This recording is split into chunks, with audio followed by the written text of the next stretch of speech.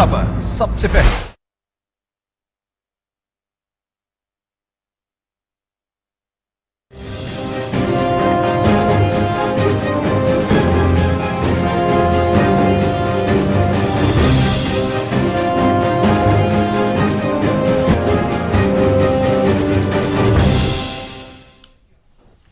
बिस्मिल्लाहिर्रहमानिर्रहीम। अस्सलाम वालेकुम नाज़रीन। प्रोग्राम सजाद मीर के साथ मैं हूं आपके मेज़बान जवाद बाकिर। हमारे साथ स्टूडियो में मौजूद हैं पाकिस्तान के नामवर दानिश्वर तज्ज़ियाकार कालमनगार सजाद मीर साहब। सजाद मीर साहब, 2021 का पहला प्रोग्राम करने जा रहे हैं। नहायत अफसोस के साथ सीनियर सहाफ़ी पाकिस्तान के नामवर दानिश्वर रऊफ़ ताहिर साहब जो कि जहान फ़ानी से चले गए हैं कूच करके, क्या कहते हैं आप इस अफसोसनाक लम्हा? जो मैं अपने नाज़रीन के लिए तो ये कहूँगा कि इनका एक जो मुस्तकिल तज़िया नगार था, मुस्तकिल मैं इसलिए कहता हूँ कि हम हफ्ते में एक आध बार उन्हें ज़रूर लेते थे, क्योंकि जो बात वो करते थे वो दूसरे नहीं कर पाते थे। और मेरे तो ज़ाती तौर पर उनसे एक तवील अरसे से ताल्लुकात थे, यानी कि जब वो एज ए रिपोर्टर यहाँ आए उस वक्त से, और फिर जब वो सऊदी अरब गए तो सऊदी अरब में जब मैं गया उम्रे के लिए अपनी अहलिया के साथ, तो जद्दा में जब रुका तो इन्होंने और एक मेरे मरहूम दोस्त और ज़फ़र इकबाल ने वहाँ एक प्रेस क्लब में एक बहुत बड़े अफ्तारी का इंतज़ाम किया। रोज़ों का महीना था और ज़ाहिर है रात को मियाँ नवाज शरीफ साहब के पास यही मुझे लेके गए, क्योंकि वहाँ खाना उनके साथ था। इन्होंने बड़ी मेहनत से अपनी कमिटेड एक नज़रिए पे कायम रहे, यानी कि कोई हिलचुल नहीं थी। नज़रिया पाकिस्तान, इस्लाम और ये सारी वो चीज़ें जो हम रिजत पसंदों से मंसूब की जाती हैं, उसकी ये सफ़े अव्वल के सिपाही थे। यानी थे तो जर्नैल लेकिन सिपाही बन के लड़ते थे। और इन्होंने पूरी ज़िंदगी एक दरवेशी की ज़िंदगी, आज ये लफ्ज़ एक नहीं कई लोगों ने इस्तेमाल किया है, पैदल चलते जा रहे हैं, हर एक से राब्ता। हैरानी होती थी कि कैसे कैसे किस किस तरह लोगों से राब्ते करते, किस मुश्किल से चलते, गाड़ी इस्तेमाल नहीं करते थे, वो बच्चों को छोड़ी हुई थी, खुद जैसे भी वो, लेकिन एक राब्ता रखना, लोगों के पास जाके मिलना, किसी को फ़ोन करना।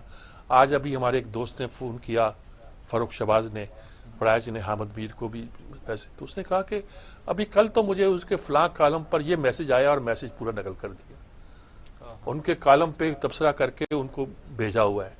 तो ये एक राब्ते की, अब हमारे मुजीब शामी साहब के साथ तो इसका बहुत ही प्यार का ताल्लुक था, हमारा अपना भी है, लेकिन शामी साहब के साथ तो ये गोया ज़फरी ट्रस्ट के अब वो ये सेक्रेटरी भी थे, उनके साथ मिलना जुलना ज़िंदगी के एक ज़माने में, ये वैसे तो वो जब पहला ज़िंदगी था उस ज़माने में उससे ज़्यादा अटैच हुए, लेकिन हमारे बाद हुए। और एहतराम करना अपने सीनियर्स का, नज़ियाती साथियों को डिफेंड करना। और शामी साहब के साथ ही जैसे मैं कह रहा हूँ कि ऐसा था कोई उनके खिलाफ बोल देता था तो सर, और हमारा मामला भी उनके साथ ये था कि कोई ऐसा नहीं था कि कुछ जो हम पे एतराज़ कर सके और ये सुन ले आसानी के साथ, डट के बात करते थे, किसी बात का खौफ नहीं था। और हमारा तो एक प्यारा दोस्त चला गया अभी 4 दिन पहले, 3 दिन पहले ही डी और डॉक्टर अमानुल्लाह, हम आके फ़ोन किया कि हम आना चाह रहे हैं, आए, और शाम का वक्त था कुछ 4 बजे का, तो 2 घंटे बैठे चले गए, तो चाय वाय पी जैसे भी एक होता है।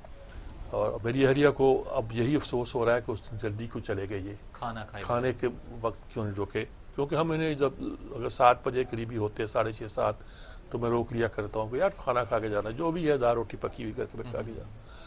तो फ्री फ़कीर मानिश आदमी, बिल्कुल साफ गो, और बड़ा काम किया। और जो कि जद्दा में नवाज शरीफ साहब के साथ भी एक तरह की एसोसिएशन हो गई थी, वो आखिरी वक्त तक बाकी रही। आज मियाँ नवाज शरीफ का फ़ोन भी आया इनके अहले खाना को, उन्होंने ताज़ियत भी कही, मैं ज़ाती दोस्त से महरूम हो गया हूँ, उन्होंने पैगाम भी दिया।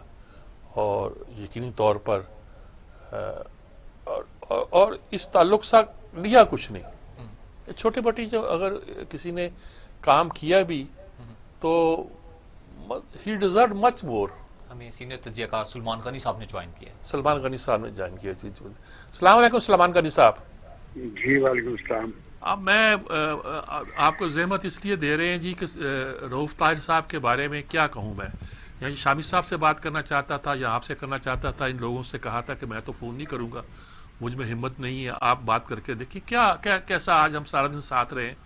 آپ کیا آپ اس کے بارے میں کہیں گے؟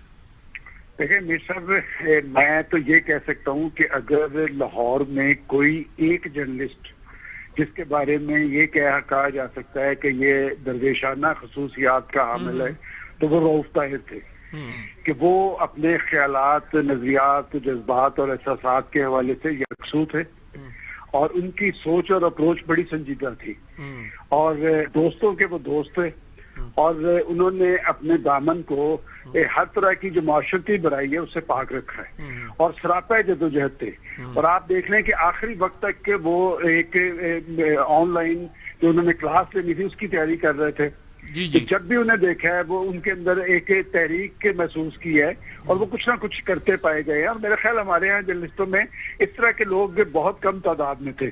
میں نے کوئی تقریباً 30-35 سال انہیں میں دیکھتا رہا ہوں. مجھے ان کے ساتھ نوائے وقت میں کام کرنے کا موقع ملا ہے. تو وہ ایک کھرے جرنلسٹ تھے، سچے اور پکے پاکستانی تھے، اور ان کی ساری سیاست کا محور اگر دیکھیں تو وہ اسلام، پاکستان، نظریہ پاکستان، جمہوریت، آئین اور قانون کی بالادستی، اور ان کی تمام تحریروں میں یہ ساری اس کی ایک آس تھی کہ وہ ایک کمٹمنٹ کے حامل جرنلسٹ تھے، اور بامقصد انہوں نے صحافت کی. اور یہی وجہ ہے کہ آج میں دیکھ رہا تھا کہ لاہور کے رائٹرز جرنلسٹ نہیں بلکہ جو ان کے مخالف تھے وہ ان کی تعریف کرتے نظر آ رہے تھے، اور وہ یہ کہتے تھے کہ یہ شخص نہ صرف اپنے خیالات کے حوالے سے یکسو رہا ہے بلکہ ایک باوفا انسان ہے. اور میں سمجھتا ہوں کہ میری تو دعا ہے کہ اللہ تعالیٰ ان کی منزلیں آسان کرے، ان کے اہل خانہ کو، ان کے بچوں کو صبر جمیل عطا کرے.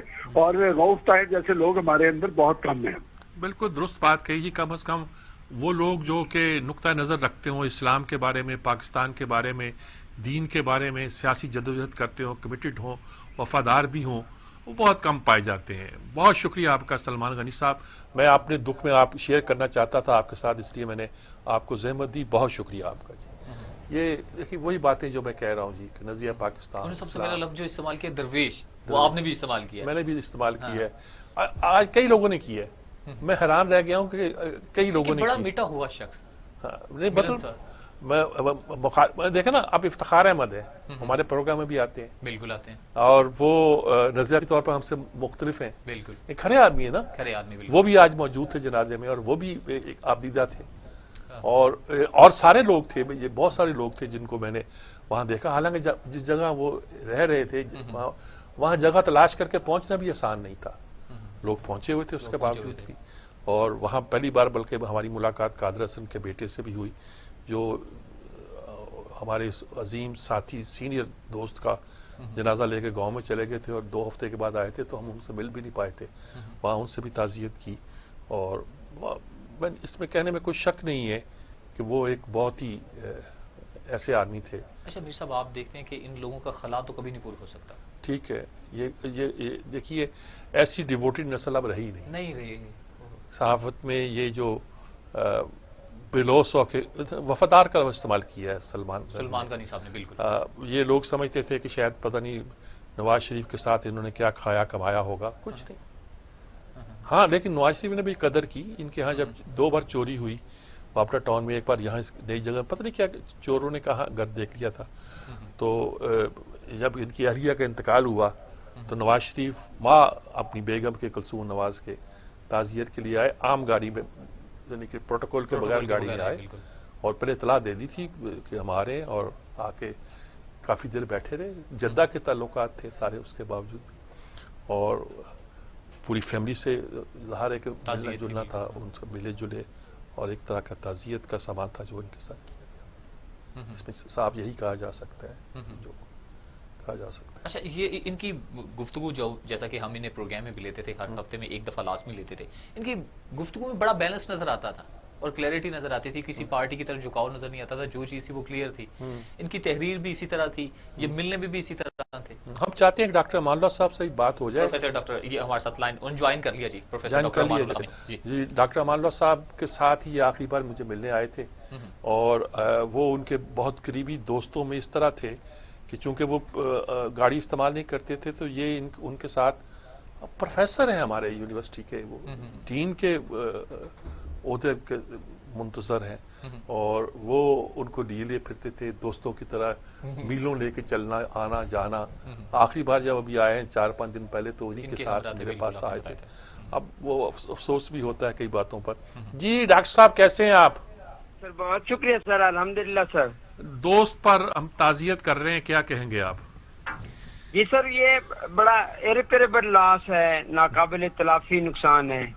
مجھے تو ان کے بہت قریب رہنے کا موقع ملا، اور وہ جو آپ نے اشارہ کیا کہ میں خوش ہوتا تھا ان کے ساتھ رہ کے، بہانہ چاہے ڈرائیونگ ہو یا کسی سے ملنے جانا ہو، یا تو یعنی میں اگر کسی کو سب سے قریب ترین دوست کہہ سکتا تھا تو وہ جس سے سب سے زیادہ ٹائم گزرتا تھا روح طاہر صاحب تھے. اور ان کی شریف النفس انسان تھے، کبھی کسی کے بارے میں ایسی بات نہیں کی جس سے کوئی بندہ رائے بنائے نیگیٹو. اچھی رائے بنانے کے لیے وہ ہمیشہ خوبیاں دوستوں کی بیان کرتے رہتے تھے. اور دوستوں کے درمیان اگر کہیں مس انڈرسٹینڈنگ ہوتی ڈیبیٹ میں یا ذاتی معاملات میں، تو ہمیشہ صلح کے لیے دونوں پارٹیوں کو توجہ دلاتے اور معاملات خوش اسلوبی سے حل ہوتے. خود تو وہ بات چیزوں پہ تو ان کا کمپرومائز نہیں تھا اور وہ جذباتی بھی ہوتے تھے، اور مجھے وہی چیزیں متاثر بھی کرتی تھی. لیکن ان کی 3 چیزوں سے میں ہمیشہ متاثر رہا، اور ہماری ڈسکشن میں ان 3 چیزوں کا غلبہ رہتا تھا.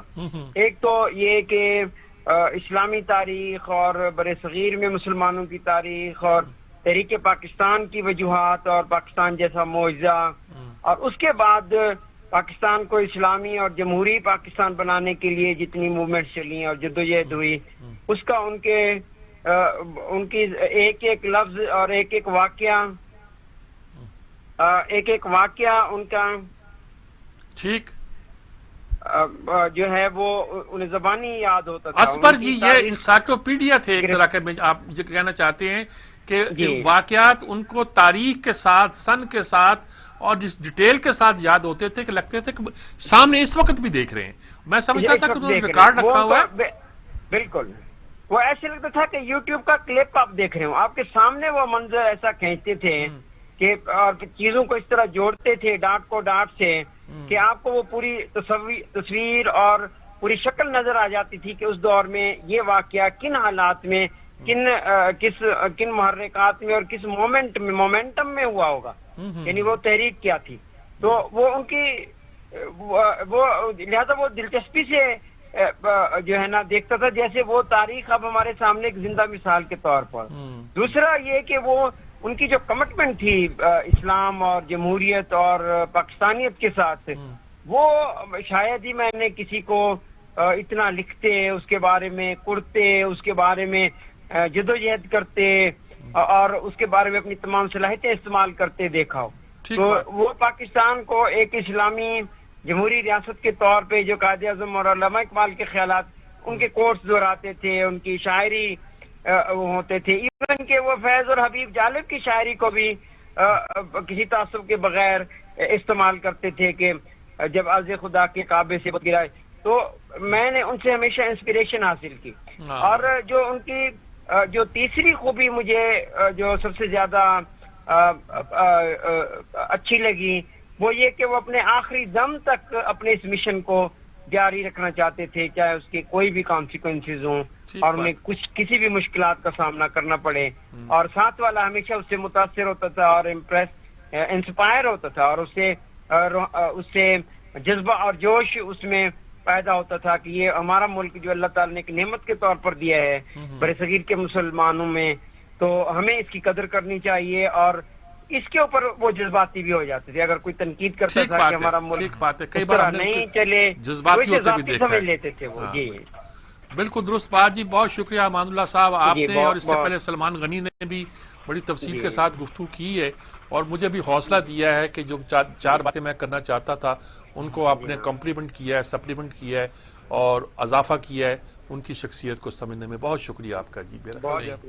ہم نے تفصیل کے ساتھ بات کی. یہ بات خاص طور پہ کہ انسائکلوپیڈیا تھے، وہ تاریخ تک ان کو زبانی یاد ہوتی تھی. میں کہتا تھا آپ نے ریکارڈ رکھا ہوا کوئی؟ وہ کہتا نہیں. میں نے کئی بار زبانی پوچھا ان سے، فلاں واقعہ کا وہ زبانی تاریخ واقعہ یہ وہ ہر ڈیٹیل بتا دیتے.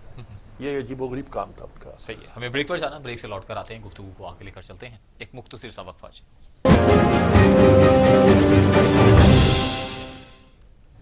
Welcome back.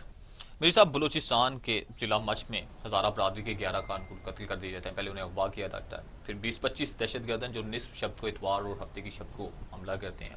اب بھی جو وزیر داخلہ شیخ رشید صاحب وہاں پر اجلاس بلایا امن و امان کا, کیا دیکھ رہے ہیں یہ جو بلوچستان میں دہشت گردی کے واقعات ہیں, ان میں تسلسل کی وجوہات کیا ہیں؟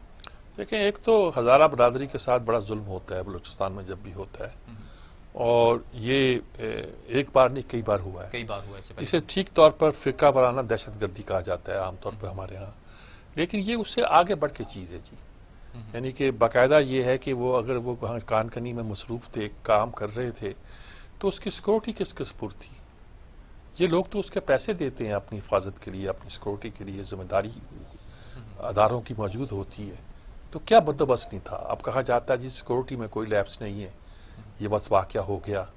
ہم کبھی کہتے ہیں یہ داعش نے کر دیا. داعش کر سکتی ہے کیونکہ داعش بر صغیر کے نام سے یا القاعدہ بر صغیر کے نام سے انڈیا میں موجود ہے, اور وہ تنظیم کچھ بھی کر سکتی ہے, کچھ بھی کیا کرتی ہے. تو اب یہ اس کو اس طرح جوڑنا جو ہے نا بڑی عجیب و غریب بات ہے, اور اس کے لیے میں یہی کہہ سکتا ہوں کہ یہ مطلب ہم سی پیک بنا رہے ہیں, اس کے راستے کے جتنی رکاوٹیں وہ دور کر رہے ہیں. ہم نے سیکورٹی کا بندوبست کر رکھا ہے, پھر لیپس کہاں ہوتا ہے؟ وہاں ایف سی کے اتنی لوگ موجود ہیں جو کچھ 2 کور کے برابر ہے شاید, اور فوج بھی موجود ہے ان کی مدد کے لیے. اب یہ جو لیویز ہیں, دوسرے ادارے ہیں جن کو ہمارا, ان کی کیا ہم نے تربیت نہیں کی ہوئی؟ پولیس کے سپرد تو صرف 10% کا علاقہ ہے بلوچستان کا. تو کیا علاج ہے اس کا؟ کیسے کیا جائے؟ کیوں کر اس صورتحال پہ قابو پایا جائے؟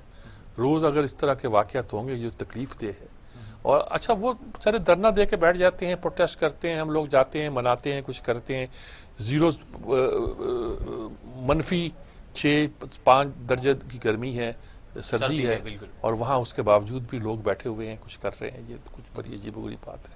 اس میں میر صاحب بیرونی قوتیں بھی ہو سکتی ہیں کہ پاکستان کا امن وہ اس کے بھئی یہ داعش کا اگر ہونے کا مطلب یہ ہے کہ داعش بر صغیر یا القاعدہ بر صغیر جو ہے وہ لوکیٹڈ انڈیا ہے. اب طالبان نہیں ہوتے تو اس کے نام پر کچھ داعش آ جاتی ہے, کچھ اور آ جاتا ہے. القاعدہ کا لفظ استعمال نہیں ہوتا ہے ہمارے ہاں. اور یہ کہ اب انہوں نے تنظیم ہی یہ کہہ دیا گویا بر صغیر میں ہے. بر صغیر سے مراد ان کی ہے کہ انڈیا میں وہ اسٹیشنڈ ہے. پتہ نہیں کیا صورتحال ہے, کیا کہہ سکتے ہیں ہم اس کو. ہمیں جوائن کیا ہے بریگیڈیئر فاروق حمید صاحب نے. فاروق حمید صاحب سے پوچھتے ہیں کیونکہ وہ تو بریگیڈیئر صاحب جو ہیں وہ السلام علیکم بریگیڈیئر صاحب. سر السلام علیکم. وعلیکم السلام. السلام علیکم سر, آپ خیریت ٹھیک ہیں؟ اللہ شکر ہے. یہی کریں مچ میں جو کچھ ہوا ہے, کیا ہزارہ برادری کے خلاف ہوتا ہے؟ ہماری سیکورٹی نہیں ہے وہاں کیا؟ اگر وہ کان کنی کر رہے تھے تو ہم نے ان کی حفاظت کا کوئی ایک کمرے میں ان کو رکھا ہوا تھا, کوئی بندوبست نہیں کیا تھا ہم نے کیا؟ بسم اللہ الرحمن الرحیم. بہت شکریہ میر صاحب. سر پہلے آپ کی بات تو بالکل صحیح ہے کہ پہلی مرتبہ نہیں ہوا کہ یہ کانکن میں یہ جو کوئلے کے کانے ہیں مچ میں یا کہیں اور جگہ, ماضی میں بھی اگر آپ پورا ریسرچ کریں تو آپ کو ملے گا کہ یہاں کے ورکرز کو پہ حملے کیے گئے اور ان کو اسی طرح تشدد کر کے ان کو مارا گیا, اور ابھی پھر کیا. اور اس دفعہ یہ ہے کہ اس دفعہ پہلے تو سے وہ پنجابی ڈھونڈتے تھے, پنجابی باہر کے سیٹلر جو وہاں پہ کام کرتے, سب انہوں نے ہزارہ کے لوگوں کو سلیکٹ کیا ہے, ان کے ساتھ یہ بربریت کی ہے. بالکل جتنا کنڈم کرے کم ہے. دیکھیں میر صاحب, بات یہ کہ پچھلے 2-3 مہینے میں آپ دیکھ رہے ہیں کہ وہ حملہ کرتے ہیں جو دہشت گرد وہاں پہ ہیں ساؤتھ بلوچستان میں, حالانکہ مچ تو کافی نارتھ میں ہے, کوئٹہ کے بالکل ساتھ ہے. تو بلوچستان میں وہ فوج ایف سی پہ حملہ کرتے ہیں, افسر جوانوں کا جانی نقصان ہوتا ہے, زخمی ہوتے ہیں. پھر ہمارا ایک سیکورٹی فورسز کا ایک بھرپور آپریشن ہوتا ہے جس میں ان دہشت گردوں کے جو ٹاپ لیڈر ہیں ان کو مارا جاتا ہے, ان کے جو اور باقی کرندے ان کو بھی مارا جاتا ہے, اور بڑی تعداد میں. تو یہ ٹٹ فور ٹیٹ چل رہا ہے کافی مہینوں سے. اور ابھی لاسٹ آپ نے دیکھا ہے کہ جو سیکورٹی فورسز کا آپریشن تھا اس میں واقعی ان کا بڑا, اور جتنے ان کے کی لیڈر تھے جو کانوائے پہ حملہ کرتے تھے, جنہوں نے ایف سی کے کیمپ پہ حملہ کیا چند دن پہلے, ان کو سیکورٹی فورسز نے مار دیا. اب یہ وہ تھا ساؤتھ آپریشن کا. تو دہشت گرد آپ کو پتا ہے کہ وہ ان کے کہیں نہ کہیں وہ بلوچستان میں نیٹ ورک بالکل 100% ٹوٹا نہیں ہے. انہوں نے ریئیکٹ کیا اپنا مچھ میں اور ہزارہ کے ورکرز کو. اب آپ بیک گراؤنڈ دیکھیں, اگر آپ کو آپ بلکہ بہتر جانتے ہیں کہ ہزارہ ورکرز کو نارملی داعش کے لوگ, تحریک طالبان کے لوگ یہ ٹارگیٹ کرتے ہیں جس میں اتنا افغانستان میں ان کا خون کیا گیا. اور کوئٹہ میں یہ تو بھی مچھ میں ہوا ہے. کوئٹہ میں آپ کو معلوم ہے پیپلز پارٹی کی گورنمنٹ کے دوران 2 مرتبہ ہوا تھا, اور سیکنڈ ٹائم تو 85 ہزارہ کے ہمارے بہن بھائی شہید ہوئے کوئٹہ کے اندر, جس سے پھر انہوں نے دھرنا دیا کوئی 1 ہفتہ اسی جنوری فروری کے موسم میں. تو وہاں کے چیف منسٹر رئیسانی صاحب کو فرق کرنا پڑا. زرداری صاحب اس وقت پریزیڈنٹ تھے اگر آپ کو یاد ہے, اور ایک انٹرم گورنمنٹ بن گئی تھی بلوچستان کے اندر. یہ 2013 کی بات ہے, if I am not wrong, کیونکہ پھر بعد میں الیکشن آگے تھے. تو ان کی گورنمنٹ کو فرق کر دیا گیا سر ریاسانی صاحب کو کہ آپ کی یہ غفلت ہے, آپ کی یہ نااہلیت ہے, اور آپ کی انکمپٹنس ہے کہ آپ سیکورٹی دے سکے ہزارہ والوں کو, اور وہ بھی کوئٹہ شہر کے اندر. میں سمجھتا ہوں کہ اب تو حالات بہتر ہو گئے ہیں, مطلب ماضی کے مقابلے میں. ٹھیک ہے ٹٹ فور ٹیٹ چلتا ہے, چل رہا ہے, سی پیک کی وجہ سے ہے, اور حالات 66 ٹریننگ کیمپس ہیں افغانستان میں جہاں سے یہ لوگ آتے ہیں. اب مسئلہ یہ ہے کہ وہ جو ٹریننگ کیمپس افغانستان میں ہم نے تو سرکاری طور پر بتا دیا, اعلان کر دیا D G I S P R اور فورن منسٹر نے کہ جناب 66 کیمپس ہیں جہاں سے یہ تمام دہشت گرد اٹھتے ہیں, اور داعش کے ہزاروں لوگ ہیں جن کو مساد اور رو وہاں پہ لکھا ہے. انہوں نے پاکستان افغانستان کے بارڈر کے پہلے ان کو بٹھا دیا ہے کہ پاکستان کو آپ جو ہے کہ حملے کرتے رہیں. تو ان کیمپس کو کون ختم کرے گا, وہ کیسے ختم ہوگا جب تک نلکا پیچھے سے بند نہیں ہوگا؟ تو یہ جو ہے دہشت گرد یہ تو آتے رہیں گے, تو اس کی کوئی بات کوئی نہیں کر رہا.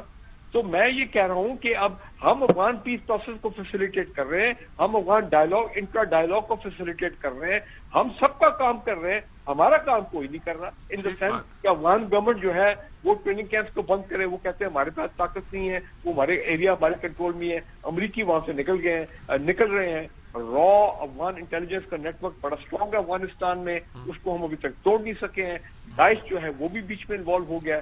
تو مسئلہ یہ ہے کہ اب حالانکہ پاک افغان بارڈر تو تقریباً 100% سیل ہو گیا. تو میں یہ کہتا ہوں کہ اگر پاک افغان بارڈر سیل ہو گیا ہے, اب وہاں سے ہم کہتے ہیں انفلٹریشن نہیں ہو سکتی, اچھی بات ہے, پھر بھی وہ کہیں مینج کر لیتے ہیں, کیونکہ کچھ ایسے ایریاز سنا جہاں پہ ہائٹ اتنی زیادہ ہے کہ شاید وہاں پہ ٹرین بہت مشکل ہے, لیکن پھر بھی وہ کر جاتے ہیں. تو میں یہ کہتا ہوں کہ یہ ہمارے جو انٹیلیجنس ادارے ہیں, ہمارے سیکورٹی کے ادارے ہیں, اب تو ہمیں بلوچستان کا ایک انچ ہمیں پتہ لگ گیا. ہماری انٹیلیجنس اتنا اسٹرانگ ہونی چاہیے. سی پیک جو ہے دیکھیں نا کتنے سالوں سے سی پیک کی کنسٹرکشن ہو رہی ہے, وہاں پہ سڑکیں بن رہی ہیں. تو لہذا یہ مچ میں آج ورکرز کو اگر انہوں نے کیا اور وہ کامیاب ہو گئے, تو پھر کل کو کسی اور کو کوئلے کے کان میں, کسی اور تیل کے ذخیرے میں, کسی آئل فیلڈ میں, گیس فیلڈ میں جا کے وہ کو حملہ کر سکتے ہیں, اور وہاں پہ بھی ہمارے ورکرز جو ہیں ان کو وہ بربری سے بالکل درست فرمایا جی. بریگیڈیئر فاروق حمید صاحب, آپ نے ہماری بڑی رہنمائی کی جی. یہ اس پہ اتنی گفتگو کی جائے کم ہے, لیکن وقت چونکہ ہمارے پاس بہت کم ہے, اس لیے آپ کا بہت بہت شکریہ کہ آپ نے بہت تفصیل کرا دی. بہت شکریہ سر, تھینک یو سر. بڑے صاف بات کر رہے ہیں, کوئی اس میں لگی لپٹی کی بات نہیں ہے کہ سیکورٹی کے ادارے بھی موجود ہیں, ان کی لڑائیاں بھی ہوتی ہیں, وہ ریٹیلیٹ بھی کرتے ہیں, ادھر سے جواب میں ریٹیلیٹ کرتے ہیں. دیکھیے اتنی طاقت تو ہے, ریٹیلیٹ کرتے ہیں, بندے مرتے ہیں. پھر ہم لوگ جو ہے کرتے ہیں تو وہ کہتے ہیں جی یہ تو مسنگ پرسن ہے, ان کو اٹھا کے لے گئے, ان کو قتل کر دیا, ان کو مار دیا, ان کی زندگیاں سیف نہیں ہیں. کیسے سیف ہوں گی؟ پہلے تو لوکل سرداروں کی ذمہ داری تھی, یہ لیویز انہی کے انڈر ہوتی تھی, انہی کی ہوتی تھی, وہی کرتی تھی. وہ ٹرین نہیں تھا, اس کو بھی ٹرین کیا ہے, اس کے باوجود قابو نہیں آتی. باقی ساری آبادی پر آپ دیکھیے, ایف سی جو ہے وہ 45,000 کے قریب شاید لوگ ہیں یا اس سے بھی زیادہ ہیں, اور جو پولیس ہے اس کے پاس صرف 10% کا کنٹرول ہے. تو اگر یہ لیوی سسٹم کامیاب نہیں ہو رہا تو پھر ہمیں کیا کرنا چاہیے, صحیح کیسے سوچنا چاہیے؟ میں شہر اقتدار کی طرف بڑھنا ہے. شہر اقتدار میں کہہ رہا ہوں, یعنی کہ دارالحکومت اسلام آباد میں جہاں پر اسامہ ندیم کو قتل کر دیا جاتا ہے پولیس سی ٹی ڈی کی طرف سے, کیا دیکھ رہے ہیں وہ جو دعوے تھے ریفارمز لے کر آ رہے ہیں پولیس میں, تربیت نہیں ہے. یہ وہ آپ بڑی عمدہ بات کر رہے ہیں. دیکھیے بات یہ ہے کہ یہ واقعات کراچی میں بھی ایک آدھ ہوا تھا کہ جب اچھا یہ اس میں پی ٹی آئی کی حکومت آئی سے پہلے سائیوال میں واقعہ ہو چکا ہے، سائیوال نہیں وہاں بھی پولیس نے مارا، لیکن کراچی میں واقعہ ہوا کہ کسی لڑکے کو لڑکی کے ساتھ دیکھ کے وہ رینجر کا پارک کے باہر ہاں وہ مار دیا اور کہا کہ انہوں نے ٹارگٹ کلنگ کی ہے. پہلے ایک دن منہ ماری ہوئی تھی، اب بھی یہی بات آتی ہے کہ پولیس سے منہ ماری ہوئی تھی، یعنی کہ یہی کہہ سکتے ہیں کسی بات پہ کچھ. دیکھیں اس کا مطلب یہ ہے کہ آپ نے فائر کرنا ہے تو آپ ٹائر پہ نہیں کر سکتے. آپ نے کہا کہ جی ہم نے پیچھا کیا اور فائرنگ کی ہے، پیچھے کی فائرنگ کر کے ونڈ سکرین پہ کیسے لگی آ کے گولیاں وہ. تو یہ ساری چیزیں اب سب ایک یہی کہہ رہے ہیں. خود آئی جی پولیس کے وہاں آئے، وہ کہتے ہیں کہ یہ یعنی کہ اب وزیر داخلہ کہتے ہیں غلط ہوا. آپ سب لوگ، اسد عمر ان کے گئے، سب لوگ گھروں پہ جا رہے ہیں. مریم نواز نے بیان، سب لوگ بیان دے رہے ہیں، لیکن یہ بیانات دینے سے کیا ہوتا ہے پتہ کرنا چاہیے. یہ 4 لوگ ہیں، وہ تو اس طرح عدالت میں آ رہے ہیں جیسے بات ہی کوئی نہیں ہے. ہم پولیس مقابلوں میں آج تک کسی پولیس افسر کو سزا دے سکیں؟ مجھے نہیں پتا دے سکے. ہمیں جوائن کیا ذوالفقار چیمہ سابق آئی جی بھی رہے ہیں اور ماشاءاللہ بہت سمجھدار پولیس افسر ہیں وہ اس معاملے کو. السلام علیکم چیمہ صاحب. چیمہ صاحب، ہم وہی جو اسلام آباد کا واقعہ ہوا ہے اس میں اعتراض آ رہا ہے کہ پولیس کی تربیت میں فرق ہے یا کیا مسئلہ ہے؟ اس طرح کے واقعات کبھی کراچی میں ہوتا ہے، کبھی اسلام آباد میں ہو گیا، کبھی وہ ساہیوال کا واقعہ اس طرح. یہ کیا ہے کیا؟ ہاں جی، یہ بربریت اور درندگی کا ایک بڑا بدترین واقعہ ہوا ہے جس کی جتنی بھی مذمت کی جائے کم ہے. اور دیکھیں یہ جو ناکوں پر مسلح افراد ڈپلوائے کیے جاتے ہیں پولیس کے، ان کی بڑی کنٹینیوسلی مانیٹرنگ ہوتی رہنی چاہیے. ان کے بارے میں معلوم کیا جانا چاہیے کہ ان میں سے کوئی مینٹلی بیمار تو نہیں ہے، کوئی فرسٹریٹڈ تو نہیں ہے، کسی کے فیملی پرابلمز تو نہیں ہے، کوئی سیڈسٹ تو نہیں ہے، گھریلو مسائل کا کوئی شکار اس طرح ہو تو اس کو کسی صورت بھی اس کے ہاتھ میں اسلحہ نہیں ہونا چاہیے. کوئی ٹریگر ہیپی تو نہیں ہے. کوئی ایسی مانیٹرنگ ہوتی ہے جی پولیس میں؟ وہی میں کہہ رہا ہوں، ایک ہونی چاہیے. اچھا. نمبر 2، پولیس کا جو ہے ٹریننگ میں بارہا کہہ چکا ہوں، میں بے شمار پروگراموں میں کہہ چکا ہوں، پولیس کا سب سے کمزور ترین پہلو ہے، گرے ایریا ہے، کہ اس کی طرف بالکل توجہ نہیں دی جاتی. اور اس میں ہمیں جو چند چیزیں جس میں آرمی سے سیکھنے کی ضرورت ہے پولیس کو، وہ ٹریننگ ہے. وہ اپنے بہترین افسروں کو اپنے ٹریننگ انسٹیٹیوشن میں پوسٹ کرتے ہیں. اس کو they take it as pride. Police میں یہ پنشمنٹ سمجھی جاتی ہے، جس کو کہیں پوسٹنگ نہ ملی اس کو ٹریننگ انسٹیٹیوشن بھیج دیا. سارے سول اداروں میں یہ عمران خان صاحب پرائم منسٹر بنے تو پرنسپل سیکرٹری کو ہٹایا گیا. انہوں نے کہا اس کو کہاں کھپائیں، چلو سول سروسز اکیڈمی کا سربراہ لگا دیا. اچھا. پنجاب کے آئی جی کو ہٹایا تو اچھا جی اس کو کہاں لگائیں، اچھا جی پولیس اکیڈمی کا کمانڈر لگا دیں، وہ پولیس اکیڈمی لگ گیا. اس طریقے سے تو یہ ہماری اپروچ ہے ٹریننگ کے بارے میں. ٹھیک. تو جس کو کہیں یا پنشمنٹ کے طور پہ یا کہیں پوسٹنگ نہ ملی تو وہ لگا دیا، ایسی بات نہیں ہے. یہ سب سے اہم ترین پولیس کا یہ جو ہے سیگمنٹ ہے، ایریا ہے اور سیکٹر ہے جو بڑا کمزور ہے، اور اس پر سب سے زیادہ توجہ دینے کی ضرورت ہے. بہترین افسر لگانے چاہیے تربیتی اداروں میں، اور ایسے جنہوں نے فیلڈ میں اپنا یہ ثابت کیا ہو کہ وہ باکردار ہیں، ایماندار ہیں، پروفیشنلی کمپیٹنٹ ہیں، اور ٹرینیز ان کی طرف ایز رول ماڈل دیکھیں، تو رول ماڈل ہوں وہ. ٹھیک بات ہے. اور ساتھ ہی ان کی مانیٹرنگ بھی ہوتی رہنی چاہیے جو لوگ اس ڈیوٹی کو. اچھا، اور وہاں جس چیز کی سب سے زیادہ جس میں کمی ہے تو میں سمجھتا ہوں 2 چیزوں کو بہت زیادہ توجہ دینے کی ضرورت ہے.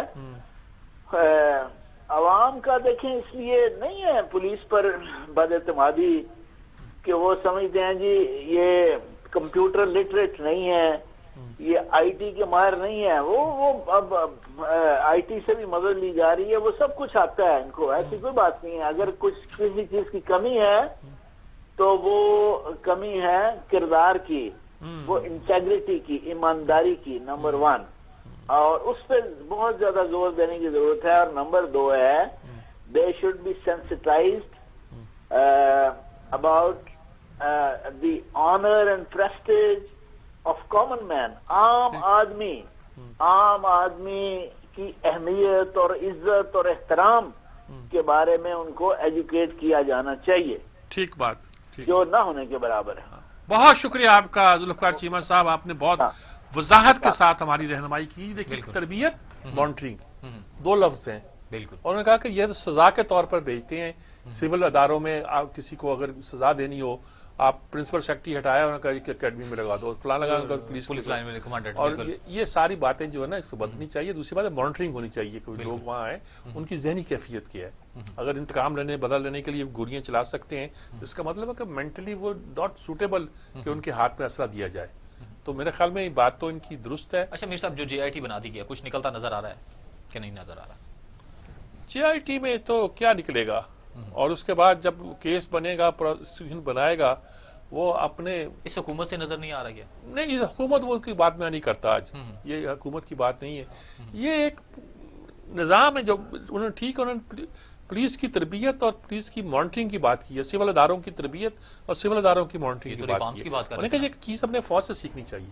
تو یہ ریفارم دیکھیں نا، جہاں ہم نے سیکھنی ہے چیزیں سول اداروں سے سیکھنی ہے. جب ہم کہتے ہیں سیاست ان کا کام ہے، وہاں ہمیں یہ بھی کرنا چاہیے کہ یہ سارے وہ کام ہیں جو سیکورٹی کے کام جو بہترین طور پر ہم فوج سے سیکھتے ہیں. ایک بندے نے کیا تھا، وہ کیپٹن تھا، کیا نام، جمیل تھا، کیا نام، سندھ کی اکثر مثال دیتے ہیں، ٹنڈو بہاول کا. انہوں نے پھانسی لگا دیا اور پھر پوچھتے تھے ہمارے دوست جو فوج میں ہیں کہ تم نے جو اس میں سویلین لوگ ملوث تھے ان کے تو مقدمات یہ بھی چلتے جا رہے ہیں.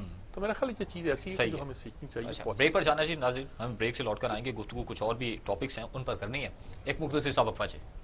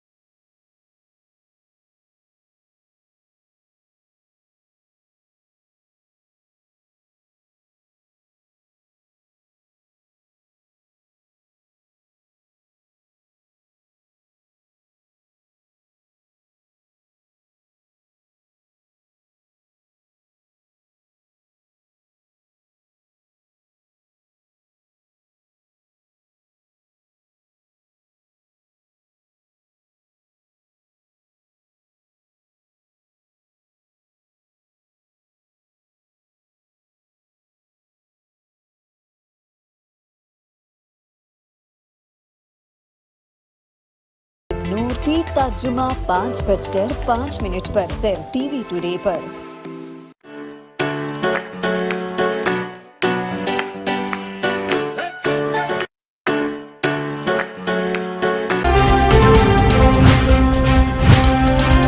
टीवी टुडे खबर सबसे पहले।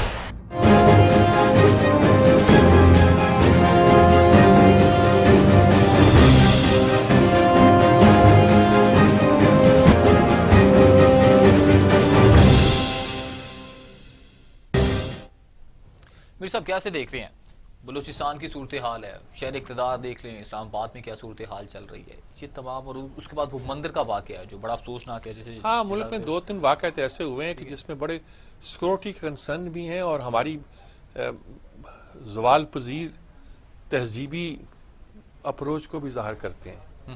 देखिए, मंदिर का वाक़या पाकिस्तान में होना, ये किसको उकसा रहे हैं आप?